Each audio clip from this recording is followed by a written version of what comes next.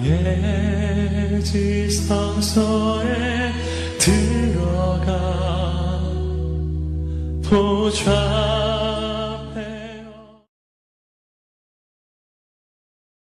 우리 옆에 있는 성도들 바라보면서 서로 축복하며 나아가길 원하는데요.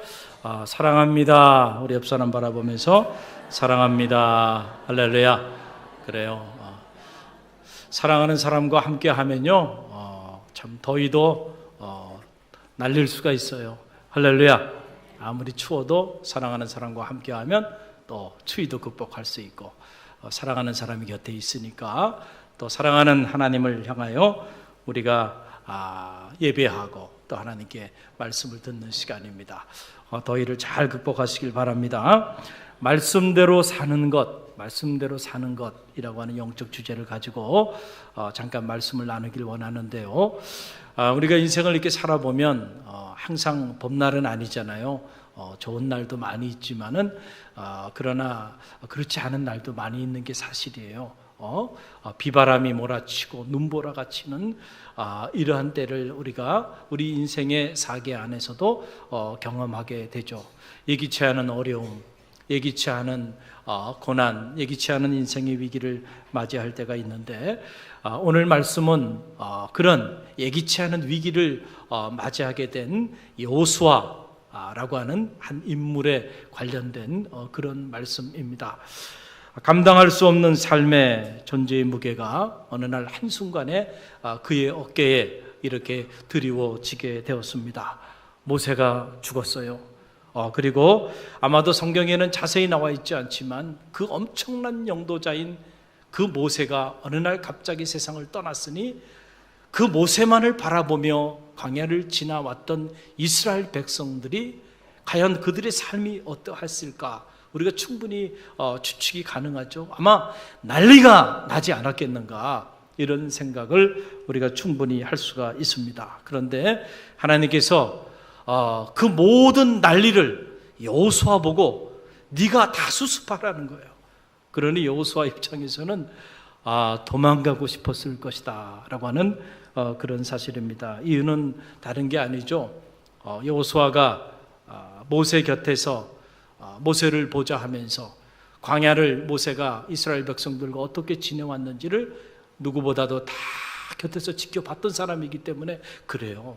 여러분 보면 일관되게도 이스라엘 백성들이 광야를 지나오면서 조금 힘들고 어려운 일이 있을 때마다 불평과 원망을 토로합니다.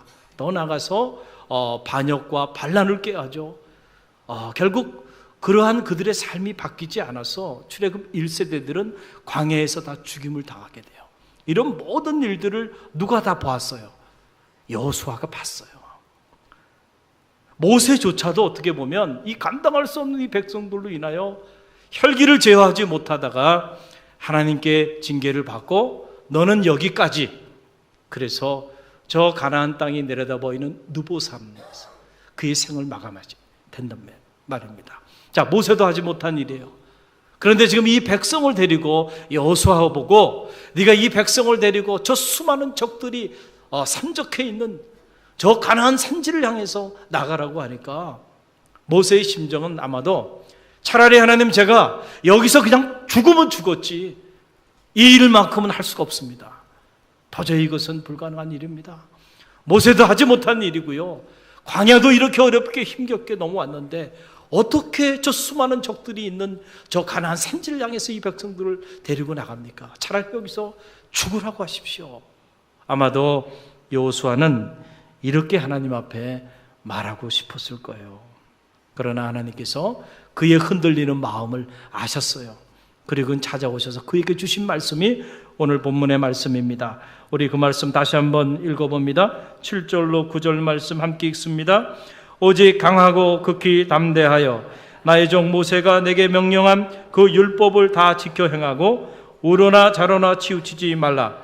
그리하면 어디로 가든지 형통하리니 이 율법책을 내 입에서 떠나지 말게 하며 주야로 그것을 묵상하여 그 안에 기록된 대로 다 지켜 행하라. 그리하면 내 길이 평탄하게 될 것이며 내가 형통하리라. 내가 내게 명령한 것이 아니냐? 강하고 담대하라. 두려워하지 말며 놀라지 말라. 내가 어디로 가든지 내 하나님 여호와가 너와 함께 하시느니라. 아멘. 자, 위기 가운데 두려움 속에서 마음이 흔들렸던 여호수아에게 찾아오셔서 하나님이 두 가지를 약속하세요. 하나는 바로 뭐예요? 형통의 복입니다. 따라해 보세요. 형통의 복. 내가 어디로 가든지 반드시 형통하리라. 할렐루야. 그리고 또 하나는 함께 하심의 복이에요. 임마누엘의 복. 내가 어디로 가든지 무엇을 행하든지 wherever you go, whatever you do, let me be with you. 내가 너와 함께 하리라. 내가 결코 너를 떠나지 아니하리라 라고 하는 놀라운 축복이에요. 저는 바라기는 여러분이 믿음의 길을 걸어가면서 이 형통의 복, 하나님이 함께 하시는 이 임마누엘의 복을 누리며 사시기를 주님의 이름으로 간절히 축원드립니다. 자, 흔들리는 그 마음을 하나님께서 아시고 그 위기에 처해서 그 여호수아의 미래가 희망과 설레임으로 다가온 것이 아니고 두려움과 근심과 걱정과 염려로 그렇게 다가온 미래 앞에 서 있는 여호수아에게 두 가지 축복을 하나님이 언약하신 거예요. 이 두 가지 축복을 언약하시면서 하나님이 한 가지 조건을 거셨어요. 그 조건이 바로 뭐냐 하면은 하나님 말씀대로 사는 것입니다. 하나님 말씀대로 사는 것, 그것을 우리는 한 단어로 뭐라 그래요? 순종이라고 합니다. 따라해보세요. 순종. 순종이에요. 내가 내게 준 율법을 주야로 묵상하고 이를 지켜 행하라. 그리하면 내 가는 길이 형통하리라. 너는 마음을 강하게 하고 극히 담대히 하라. 내가 반드시 내가 어디로 가든지 너와 함께 하리라. 할렐루야. 내가 내게 준 율법을 주야로 묵상하고 이 말씀대로 지켜 행하기만 하라. 말씀대로 사는 것이죠. 순종이죠. 그렇게 하기만 하면 염려하지 마. 아무리 수많은 적들이 내 앞에 자리하고 있다 할지라도 내 가는 길은 반드시 형통할 거야. 그리고 네가 어디를 가든지 내가 결코 너를 떠나지 않을 거야. 할렐루야. 이런 놀라운 말씀입니다. 여러분 잘 기억하시길 바랍니다. 하나님의 말씀대로 사는 것과 하나님의 축복을 누리며 사는 것은 둘이 아니고 하나입니다. 정말로 여러분 그렇게 믿습니까? 여러분 많은 성도들이 이 사실을 잘 몰라요. 그리고 많은 성도들이 사실 머리로는 알지만 실제로 마음으로 믿지 않고 살아가는 경우들이 많이 있다라고 하는 거예요. 자, 보세요. 많은 성도들이 형통의 복을 누리기를 원해요. 여러분의 자녀가, 여러분의 가정이, 또 우리 교회가, 이 나라와 민족이, 그리고 하나님과 함께 동행하는 그런 삶을 여러분의 자녀와 여러분의 가정과 우리 교회와 이 나라와 민족이 그런 삶을 살기를 우리 그리스도인들은 다 열망하죠. 그런데 보세요. 그런 열망을 갖는 것만큼 그 열정을 가지고 정말로 하나님의 말씀대로 살고자 몸부림치는가? 그걸 들여다보면 하나님의 이 놀라운 축복을 받기는 열망하지만 그러나 하나님 말씀대로 나의 일상의 삶의 자리 속에서 살고자 몸부림치는 이 열정, 이 열망은 턱없이도 부족하다라고 하는 거예요. 그 왜 그럴까? 저는 가만히 생각해 보세요. 왜 그럴까? 그럼 성도들이 하나님의 형통의 복을 누리기도 원하고 함께 하시는 임마누엘의 복도 누리기를 원하는데, 자, 그런 원함은 있는데 왜 그들이 하나님 말씀대로 살고자 하는 열망은 이렇게 턱없이 부족한 것일까? 제가 내린 결론은 바로 뭐냐면, 저는 기복적 신앙의 잔재라고 믿습니다. 기복적인 신앙은 바로 뭐냐면, 여러분, 내 삶이 어떤 삶으로 변화되어지는 것에 대해서는 관심이 없는 거예요. 그저 내가 원하는 것, 그 원하는 복을 빌기만 하면 되고, 그리고 그 복을 얻기만 하면 되는 거예요. 됐지? 그 이상 내가 복을 구하는 삶의 자리 속에서 나에게 복을 허락하여 주시는 이가 나를 통하여 무엇을 원하시는지, 그리고 그분의 뜻대로 내가 어떤 삶을 살아야 하는지, 이런 것들은 관심이 없는 거예요. 우리가 너무 오랜 동안 이런 기복적 신앙 속에 살아오다 보니까 기독교 영성이 때때로 이렇게 잘못된 모습으로 변질돼 버리는, 그래서 정말로 하나님이 오늘 우리에게 주시는 복, 이 복은 아세대의 복이죠. 충만한 복. 저는 이 복을 행복이라고 그렇게 정의했습니다. 자, 마카리우스, 행복으로 번역해야 되는 그런 용어죠. 자, 이런 놀라운 하늘의 행복, 이 행복한 삶을 우리 모두가 살기를 원하는데 신앙생활을 하면서도 여전히 행복하지 못하고 불행하게 살아가는 이들이 많이 있다는 거예요. 이유는 하나님 때문이 아니고요, 원인이 하나님께 있는 것이 아니고 나에게 있음을 여러분 깨닫는 지혜가 우리 갈릴리교회 성도들 가운데 있기를 간절히 바랍니다. 혹시라도 내가 하나님 말씀대로 살지 않아서 우리 가정에 문제가 생긴 건 아닐까, 우리 자녀의 문제가 생긴 건 아닐까, 그리고 이 나라와 민족의 이런저런 문제들이 우리가 하나님 말씀대로 살지 않았기 때문에 생긴 것은 아닐지, 우리가 우리 자신을 들여다보는 그런 성숙한 지혜가 있기를 간절히 바랍니다. 오늘 이 신명기에 보게 되면 하나님께서 마땅히 하나님의 자녀들에게 허락해 주시는 축복에 관한 말씀을 선포하고 있는데요, 신명기 28장에 보게 되면 축복의 문이 열리는, 그리고 저주의 문이 열리는 기사가 기록되어 있는데 제가 두 절만 여러분과 함께 읽어보길 원합니다. 신명기 28장 2절 말씀이에요. 자, 화면에 나오죠? 우리 함께 읽어봅니다. 내가 내 하나님 여호와의 말씀을 청정하면 이 모든 복이 내게 임하며 내게 이르리라. 아멘. 자, 내가 여호와의 말씀을 청정하기만 하면 이 모든 복이 누구에게 임하리라? 내게 임하리라. 이 신명기 28장이 말하는 복, 들어가도 복을 받고 나가도 복을 받고 내 떡반죽 그릇이 복을 받고 내 가축이 복을 받고 꽂을지언정 꾸임받지 않고 머리가 될지언정 꼬리가 되지 않고, 할렐루야, 위에 있을지언정 아래에 있지 아니하고, 이 놀라운 신명기의 축복에 관한 말씀들이 쫙 열거되고 있는데, 이 모든 복이 누구에게 임하냐면 이 모든 복이 이 말씀대로 여호와의 말씀을 청정하면, 여호와의 말씀을 순종하면 이 모든 복이 너희에게 임할 것이라는 거예요. 반대로 신명기 28장 그 중반 부분에서는 정반대의 말씀이 기록되어 있는데 그 내용이 신명기 28장 15절 말씀이에요. 우리 함께 읽어봅니다. 내가 만일 내 하나님 여호와의 말씀을 순종하지 아니하여 내가 오늘날 내게 명하는 그 모든 명령과 규례를 지켜 행하지 아니하면 이 모든 저주가 내게 임하고 내게 미칠 것이라. 아멘. 자, 보세요. 우리를 저주하시는 이도 하나님이고 우리를 축복하시는 이도 하나님이에요. 그런데 우리가 저주받은 인생을 살 수도 있고 축복받은 인생을 살 수도 있는데, 그 저주의 문이 열리고 축복의 문을 열게 하는 것은 하나님이 아니고 누구라는 거예요? 우리예요. 우리의 삶에 따라서 우리가 여호와의 말씀을 청정하면 축복의 문이 열리고, 우리가 여호와의 말씀에 순종하지 아니하면 무슨 문이 열린다는 거예요? 저주의 문이 열린다는 거예요. 할렐루야. 그러니까 중요한 거는 뭐가 중요해요? 오늘 우리의 삶이 중요한 거예요. 삶이. 나의 삶이 중요한 거예요.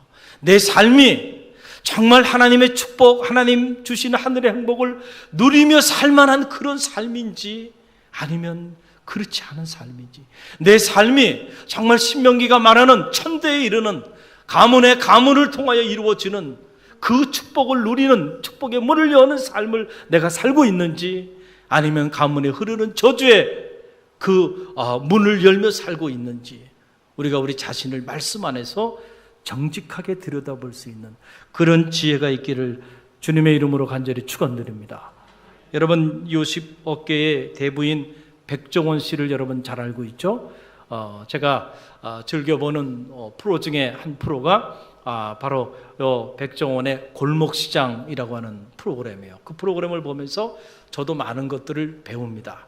자, 이 프로그램은 안 보시는 분들도 있기 때문에 제가 잠깐 설명을 드리면 이런 거예요. 서울시에 이렇게 골목이 있고 골목 안에 골목 식당들이 있는데 그 골목 식당들이 다 죽어가고 있는 거예요. 그래서 그 골목 식당을 어떻게 하면 살릴까? 그래서 이 요식 업계의 대부 아닙니까? 이 백종원 씨를 등장시켜서 백종원 씨가 가가지고 컨설팅을 해주는 겁니다. 그러면은 놀랍게도요, 그 식당들이 한 달 지나고 났는데 사람들이 막 그 골목에 모여들기 시작하는 거예요. 참 그걸 보면서 야, 놀랍다, 놀라워. 역시 이게 보는 눈이 다른 사람들이 있구나, 이런 생각들을 하게 되는데, 지난 20일 방영된 이 뚝섬의 이 젊은 사장님 이 경영하는 이 경양식집에 관한 그런 프로그램이 이렇게 보도가 됐어요. 저도 쭉 그것을 봐왔는데, 이 젊은 사장님이 경양식집을 운영하는데 손님들이 오질 않는 거예요. 파리를 날리는 거예요. 그래서 백종원 씨에게 도움을 청했고, 그래서 백종원 씨가 그곳에 가서 그 경양식집이 왜 안 되는지 그것을 쭉 봅니다. 보니까 이렇게 돈가스 스테이크를 만드는데도 보니까 너무 두꺼워요, 고기가. 그래서 이걸 고기를 이렇게 손질해 가지고 팔면 안 된다. 백종원 씨가 직접 본인이 시범을 보입니다. 그래서 보니까는 고기 한 장을 갖다가 망치로 고기를 두둥기기 시작하는데요, 정말 한참을 두둥기더라고요. 거의 한 10분 이상을 두둥기는 것 같아. 그랬더니 고기가 아주 종이짝처럼 얇아집니다. 그러면서 하는 말이, 이렇게 해서 구워서 팔아야 돼, 가르쳐줘요. 그런데 그렇게 하려면 그 고기를 수백 장의, 수천 장의 고기를 그렇게 하려면 어깨가 다 나갈 정도로 그걸 해야만 돼. 그러면서 이 백종원 씨가 하는 말이, 이렇게 정성을 들여서 고기 하나를 폈을 때 그 고기를 함부로 굽지 않는다는 거죠. 그랬을 때 그 음식을 먹은 사람들이 다시 또 여기를 찾게 된다는 거예요. 자, 이런 식으로 하나부터 열까지 다 가르쳐 줍니다. 그것도 모자라서 저 필동에 있는 함박스테이크 3인방, 필동의 함박스테이크로 아주 떠 있는 그 함박스테이크 3인방 사장님들의 도움을 받게 해요. 그 사람들도 백종원의 제자거든요. 그래서 그들이 가지고 있는 아주 노하우인 그 레시피를 다 가르쳐 줍니다. 그런데 안타까운 건 뭐냐면은, 자, 이렇게 도움을 청해서 그렇게 가르쳐 줄 때는 듣는 것 같아. 그런데 나중에 와서 보면 그렇게 했어요, 안 했어요? 그렇게 안 하는 거야. 그렇게 안 하는 거야. 그러니까 그걸 보고 있으니까요, 저도 막 속이 터지는 거야. 속이 터지는 거야. 야, 정말 저 친구 정말 대책이 없구나. 좀 하라는 대로 좀 하지. 끝까지 안 해요. 가르쳐준 레시피대로도 안 해요. 그래서 나중에 백종원 씨가 화가 났어요. 이거 프로그램 엎어야 되겠다. 이렇게 도움을 청했으면은, 말을 하면은 그대로 들어야지, 듣지 않을 것 같으면 뭐하러 도움을 청했느냐. 그러면서 야단을 쳐요. 그리고 왜 듣지 않았냐고 얘기를 하니까, 결국은 뭐 때문에 듣지 않냐면 자기 생각에는 이것이 아니고 이것이 옳다고 생각이 들었다는 거예요. 레시피를 줬는 대로 레시피대로 안 한 이유는 자기가 생각하기에는 그 사람들의 레시피보다는 자기가 지금 하고 있는 그 레시피가 훨씬 낫다고 하는 얘기를 하는 거예요. 그러니까 백종원 씨가 뒤로 나가 자빠지는 거죠. 그만하자는 거예요. 그래서 한 달 동안 달라붙어서 다 평생의 노하우를 다 가르쳐 줬는데 그 경양식집은 아무런 변화가 없었습니다. 누구 책임일까요? 백종원 씨 책임이에요? 누구 책임이에요? 이 경양식집 젊은 사장님 책임이에요. 자, 사람들이 안 와. 이렇게도 안 와. 원인이 있을 거 아니에요. 가서 보니까 안 올 수밖에 없어요. 그래서 다 가르쳐 줬는데 결국 자기 고집을 꺾지 못하고요, 자기 생각이 옳다고 마음속에는 그렇게 생각하고는, 그러고는 그 말대로 따르질 않는 거예요. 그러니까 한 달이 지났는데도요, 아무런 변화를 낳지 못하고 프로그램이 그냥 맞춰지게 됩니다. 제가 그걸 보고 너무너무 속이 상하고, 그리고 또 보면서 제 마음에 드는 생각이, 이런 생각이 드는 거예요. 우리가 혹시 하나님 앞에 신앙생활을 저렇게 하고 있지는 않을까? 저 경양식집, 저 젊은 사장처럼 저런 모습으로 신앙생활을 하고 있지는 않을까라고 하는 생각이 제 마음에 이렇게 찾아왔어요. 하나님의 도우심을 여러분 구하며 하나님께 예배하고 때로는 기도도 하고 때로는 믿음의 길을 걸어가잖아요. 우리 중에 누구도 하나님의 도우심이 없이 살아갈 사람들이 있나요? 다윗 같은 위대한 하나님의 사람도 나의 도움이 어디서 올꼬? 천지를 지으신 여호와 하나님께로소이다 했잖아요. 할렐루야. 우리는 누구나 하나님의 도움이 필요한 사람들이에요. 우리는 그런 인생이에요. 하나님이 손 놔버리면 한순간에 무너질 정말 아무것도 아닌 인생에 불과해요. 오늘도 하나님의 도우심에 손길이 있어서 오늘 우리가 이 아름다운 교회에 나와 하나님께 예배하고 있는 거잖아요. 할렐루야.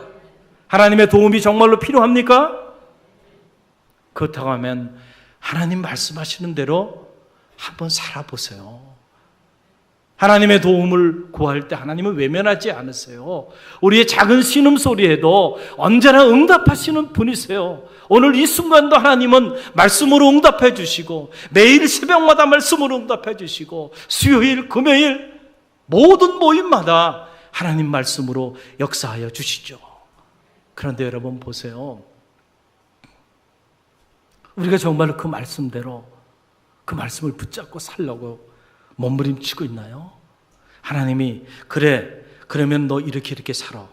이 길은 가지 말고 이건 하지 말고 이 사람 만나지 말고 이런 마음은 품지 말고 이런 마음은 품고 끊임없이 조목조목 하나님의 말씀으로 여러분 가운데 역사하여 주셨어요. 신앙생활을 10년 하신 분은 10년 동안 하나님 말씀을 들었어요. 20년 하신 분은 20년, 30년 하시면 30년 이상을 들었어요. 그런데 그 듣는 말씀, 들었던 그 수많은 말씀대로 여러분이 정말 그 말씀대로 사셨나요? 정말로 그 말씀대로 살 때 그때 형통의 문도 열리고요. 임마누엘의 축복도 임하게 되는 줄 믿으시길 바랍니다. 할렐루야. 말씀대로 사는 것이 능력이에요. 이 능력을 빼앗기지 마시기를 주님의 이름으로 간절히 축원드립니다. 여러분 세계적인 명마는요 그냥 명마가 되지 않는다고 하더군요. 이 사우디아라비아에서 훈련을 하게 되는데 조련사들이 이 말을 이렇게 명마로 만드는 과정에 있어서 여러 가지 훈련을 하는데 그 중에 중요한 훈련 중에 하나가 뭐냐면 말은 달리는 동물이잖아요. 막 빠른 속도로 달리는데 여러분 언제나 속도가 빠른 것은 제어가 되어야 돼요. 제어가 되지 않는 속도는 위험한 거죠. 그래서 말을 달리게 하다가 갑자기 휘슬을 딱 불어요, 조련사가. 그러면 막 질주하다가 그 휘슬을 듣는 순간 자리에 딱 멈춥니다. 자, 말을 이렇게 훈련시키는 거예요. 그래서 그 훈련에 통과되게 되면 마지막 훈련을 하게 되는데 사막에 말을 3일 동안 방치시킨답니다. 그러면 3일 동안 음식도 먹지 못하고 무엇보다 사막에 내리찌는 그 태양볕 안에서 말이 얼마나 타는 목마름으로 죽어가고 있겠어요. 자, 3일 동안 그렇게 방목을 해놨다가 3일이 지난 다음에 그 말을 데리고 어디로 가냐면 물가로 간답니다. 물이 보이는 곳으로 딱 갖다 놓으면 말들이 그 물 냄새를 맡고 물을 향해서 질주하겠어요? 질주하지 않겠어요? 질주할 거 아니에요. 막 질주할 때 그때 또 휘슬을 딱 분답니다. 그러면은 대부분의 말들은 물을 향해서 달려간대요. 그런데 그 중에 한두 마리는 그 순간에도 휘슬을 듣는 순간 딱 멈춰 선다는 겁니다. 할렐루야. 바로 그 말이 명마가 된다는 거예요. 그래서 유럽의 귀족들에게 그 말을 이렇게 선사하게 된다라고 하는 그런 이야기입니다. 제 이야기를 들으면서 그렇구나. 정말 명마가 되기 위해서는 훈련이 필요한 거구나. 훈련이. 그러니까 믿음의 길을 걸어가는 우리들도요. 죄송하지만 여러분들의 영적인 훈련이 잘 돼 있지 않으면 사실 이 세상 한복판에 살아가면서 세상의 가치관이, 세상의 이데올로기가 수없이 많은 사람의 소리, 문명의 소리, 세상의 요란한 시끄러운 소리들이 가득 흘러넘치는 이 세상 한복판에 살아가면서 하나님의 소리, 하나님의 음성을 듣고 산다는 건 결코 간단한 일이 아니에요. 그렇기 때문에 무엇이 필요할까요? 훈련이 필요한 거죠. 우리도 믿음의 명마가 되기 위해서는 훈련이 필요해요. 훈련이 필요해요. 할렐루야. 그래서 우리가 늘 말씀 안에 기도와 말씀으로 영적인 훈련을 받고 있는 이유가 여기에 있는 거예요. 여러분, 나를 평화의 도구로 써 주소서. 여러분, 평화의 기도, 이 평화의 기도를 작성해서 우리에게 널리 알려져 있는 성 프란시스가 수도원을 만들고 이제 수도원 운동을 전개하는데 많은 사람들이 그 밑에서 훈련을 받고 제자가 되고 싶었어요. 그래서 어느 날 두 청년이 이 성 프란시스를 찾아왔어요. 그런데 그가 이제 채소를 운반하고 있는 그런 때였는데, 그래서 두 청년이 와서 우리도 이곳에서 당신의 제자가 되고 싶습니다. 그랬어요. 그래? 그러면은 너희가 나를 좀 도와달라. 그래서 그 채소를 밭으로 다 옮기게 했습니다. 그리고 밭에 가서 너희가 이 채소를 뿌리는 하늘을 향하게 하고, 그리고 잎은 땅을 향하게 심어라. 뿌리는 어디를 향하게 하라고요? 하늘을 향하게 하고, 잎은 어디를 향해요? 땅을 향하게 해서 좀 심어달라는 거예요. 그리고 저녁에 내가 와서 볼 테니까 좀 도와달라고. 자, 그리고 한나절이 지나고 두나절이 지나고 저녁이 됐어요. 저녁이 돼서 이 성 프란시스가 이렇게 와서 보니까 한 청년은 뿌리를 하늘로 향하게 하고 잎사귀를 땅을 향하게 하라 그랬는데, 그렇게 하지 않고 어떻게 하냐, 뿌리를 어디로 향하게 했어요? 땅을 향하게 하고 잎사귀를 하늘로 향하게 했어요. 잘했어요? 잘못했어요? 잘했잖아요. 제대로 한 거예요. 이 청년은 생각을 한 거예요. 딱 보니까 이 성 프란시스가 자기에게 거꾸로 얘기해 준 거예요. 거꾸로. 그러니까 자기가 생각해 보니까 이거 상식적으로 맞지 않고 뿌리는 땅으로 가야 되고 잎사귀는 하늘로 가는 게 옳아. 그래서 자기 생각대로 그렇게 쫙 심은 거예요. 그러니까 그 모습을 보고 성 프란시스코가 하는 말이 그런 거예요. 청년, 당신은 참 지혜로운 사람이다. 그리고 당신은 참 현명한 사람이다. 그렇게 얘기를 하면서, 그래, 맞지. 뿌리는 어디를 향해야 돼요? 땅을 향해야 되고, 잎사귀는 어디를 향해야 돼요? 하늘을 향해야 되는 게 맞아. 그런데 미안하지만 자네는 내 제자는 될 수 없겠네. 왜냐하면 자네는 내 말을 듣지 않았기 때문이네. 그리고 돌려보냈어요. 또 한 청년에게 가니까 그 청년은 어떻게 됐는지 뿌리가 하늘을 향하고 있고 잎사귀가 땅을 향하고 있어요. 이게 미친놈이죠.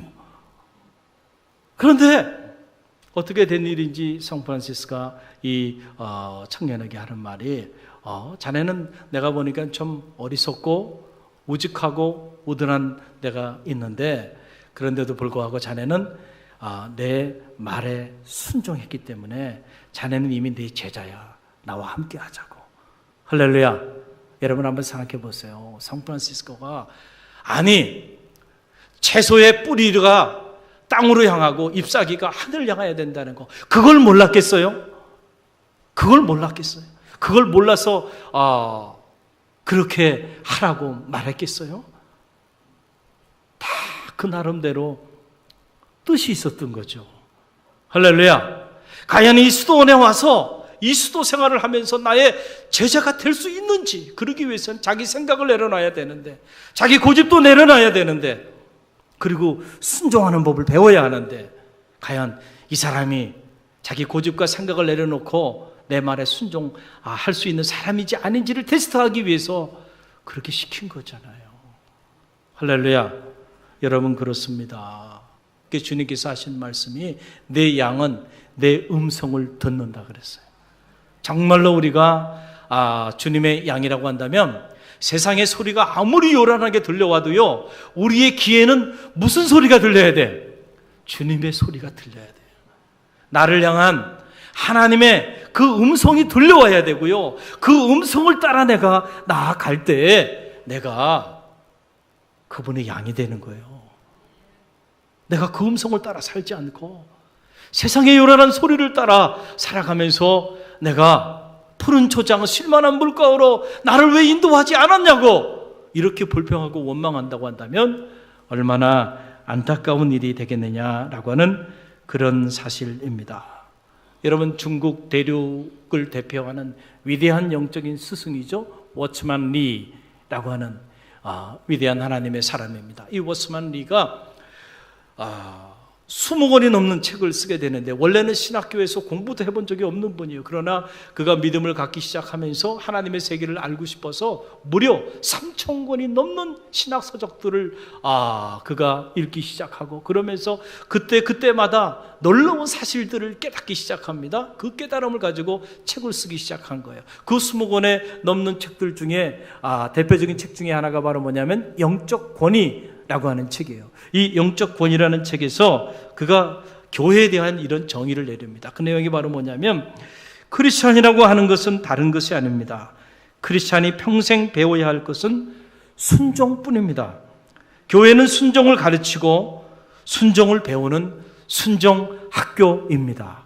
할렐루야. 교회는 뭐 하는 것이라고요? 순종을 가르치는 것, 순종을 배우는 것. 그래서 순종 학교다라고 하는 그런 얘기죠. 어거스틴은 이 순종을 그리스도인의 영적인 덕목 중에 첫째도 순종이요, 둘째도 순종이요, 셋째도 순종입니다 라고 하는 말로 대신했어요.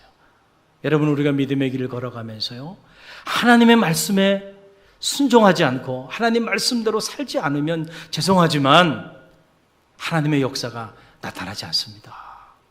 만약에 하나님 말씀대로 내가 살지도 않는데 하나님의 놀라운 기적과 역사가 나타날 거라고 여러분 희망한다고 한다면 그 희망이 여지없이 무너지게 될 거고요. 또 하나님 말씀대로 살지 않아도 하나님께서 축복해 준다고 누군가가 얘기한다고 한다면 적어도 그것은 거짓된 복음입니다. 그것은 말씀에 근거한 복음이 아닌 것이죠. 그래서 사무엘이 사울에게 말하잖아요. 순종이 뭐보다 낫다는 거예요? 제사보다 낫다는 거예요. 저는 이스라엘의 열왕 중에서 가장 불쌍한 사람 중에 한 사람을 뽑으라고 그런다면 그건 누구예요? 사울이에요. 사울. 200년의 사사시대를 종식하고 새로운 왕정시대의 문을 열면서 최초의 이스라엘의 초대 왕으로 하나님께서 역사의 무대에 쓰신 사람이 누구냐면 사울이에요. 사울. 그러니 하나님 앞에 얼마나 존귀하게 쓰임받은 인물이에요, 이 인물이. 그런데 하나님이 함께 해주셔서 그를 축복해 주고 나니까 그가 승승장구하기 시작하니까 점점 마음에 자기 생각이 자리하기 시작해요. 그러면서 이제는 하나님 말씀보다 주의 종의 이야기보다 자기 생각이 더 옳아, 자기 판단이 더 옳아. 그래서 사무엘이 말합니다. 하나님께서 당신을 향하여 촛대를 옮기시는데 촛대를 옮긴 이유는 다른 것이 아니고 당신이 하나님의 말씀을 버리셨으므로 하나님도 당신을 버려 패하셨습니다. 그래서 자기 자신뿐만 아니고 가문이 멸문지하를 당하고요, 비참한 죽음을 당하게 되는데 그 원인이 어디냐면 말씀대로 살지 않은 거예요.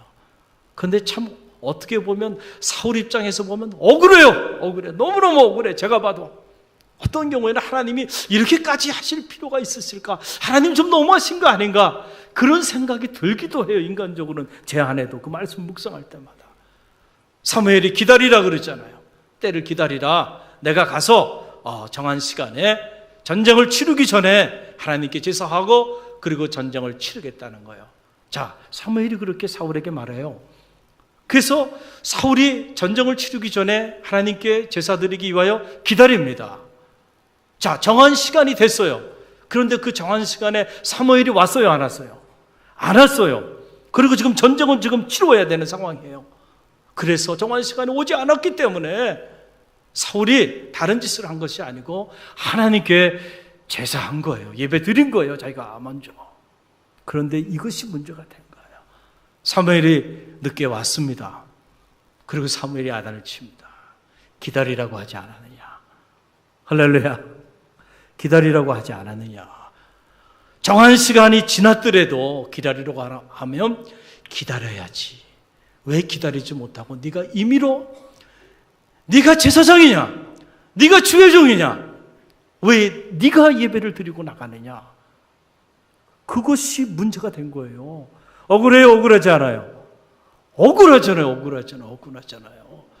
그럼에도 불구하고 하나님은 사울의 마음을 본 거죠. 사울의 마음에 이미 그의 마음이 교만해지기 시작하면서 하나님의 말씀도 주의 종의 이야기도 이제는 자기 식대로 해석하고 자기 식대로 판단하고 경홀히 여기기 시작한 거예요. 그래서 사무엘이 하나님의 말씀을 대언하면서 하나님이 촛대를 옮기신다고 하는 이 말씀을, 안타까운 말씀을 선포하시면서 순종이 제사보다 낫다라고 하는 이 엄청난 말씀을 선포하게 된 겁니다. 사랑하는 성도 여러분, 하나님 말씀대로 사는 게 쉬워요, 어려워요? 어렵잖아요. 아니, 아브라함이 100세에 얻은 아들 이삭을 모리아산에 바치래요. 여러분, 바칠 수 있어요? 말도 되지 않는 이야기잖아요. 그러나 여러분, 우리가 그 하나님의 이해되지 않고 우리의 상식과 경험으로도 받아들일 수 없는 그 말씀에 우리가 순종하며 나갈 수 있기 위해서는요, 뭐가 필요한 거예요? 믿음이 필요한 거예요. 그래서 순종은 아무나 하는 것이 아니고요, 하나님에 대한 믿음이 있는 사람만이 순종하게 되고, 그 믿음을 가지고 순종할 때 우리의 상식과 경험을 넘어서 하나님의 놀라운 역사가 나타나게 된다는 거예요. 오늘 여호수아 보세요. 위기입니다. 그러나 이 위기를 어떻게 돌파하고 나가나요? 하나님의 말씀을 붙잡습니다. 그리고 그 말씀대로 그가 나아갑니다. 그럴 때에 그 앞에 요단강이 가로막혀, 범람하는 요단강이 가로막히게 되었지만은 요단강이 멈춰서게 됩니다. 여리고성이 그들 앞에 가로막히지만, 그러나 여러분, 피 한 방울 흘리지 않고 여리고성이 무너지게 되는 기적을 체험하게 됩니다. 우리의 이성과 상식과 경험을 넘어서는 역사들이 나타나는 거예요. 뭐 할 때? 말씀대로 우리가 나아갈 때 이런 역사가 나타난다는 사실을 여러분 꼭 기억하시기를 간절히 바랍니다. 여호수아가 위기를 돌파하고 산지의 주인공이 된 가장 강력한 힘은 다른 것이 아니고 바로 순종의 힘이었던 것이죠. 하나님의 말씀을 붙잡고 나간 이 순종의 힘이 기적을 만든 거예요. 사랑하는 성도 여러분, 말씀을 마칩니다. 여러분은 정말로 하나님 말씀대로 사십니까? 아니면 여러분 생각대로 살고 계십니까? 저는 바라기는 하나님 말씀대로 사는 삶이 여러분 가운데 불릴 듯 일어나길 간절히 바랍니다. 그러기 위해서 여러분이 가장 먼저 회복해야 하는 것은 말씀 중심의 삶을 회복하는 거예요. 말씀을 묵상하지도 않는 사람이 말씀대로 살 수 있을까요? 불가능한 일이에요. 주야로 묵상하라 말씀하여 주셨잖아요. 여러분의 하루에 가장 존귀한 시간, 그 시간에 반드시 말씀을 묵상하고 그리고 말씀을 붙잡고 나가는 이 거룩한 삶의 습관이 여러분 가운데 자리하기를 간절히 바랍니다. 그리고 그 말씀대로 누가 뭐라고 얘기하더라도 그 말씀대로 판단하고 한번 나가보세요. 형통의 문이 열릴 겁니다. 함께 하시는 하나님을 체험하게 될 것입니다. 우리 함께 기도합니다.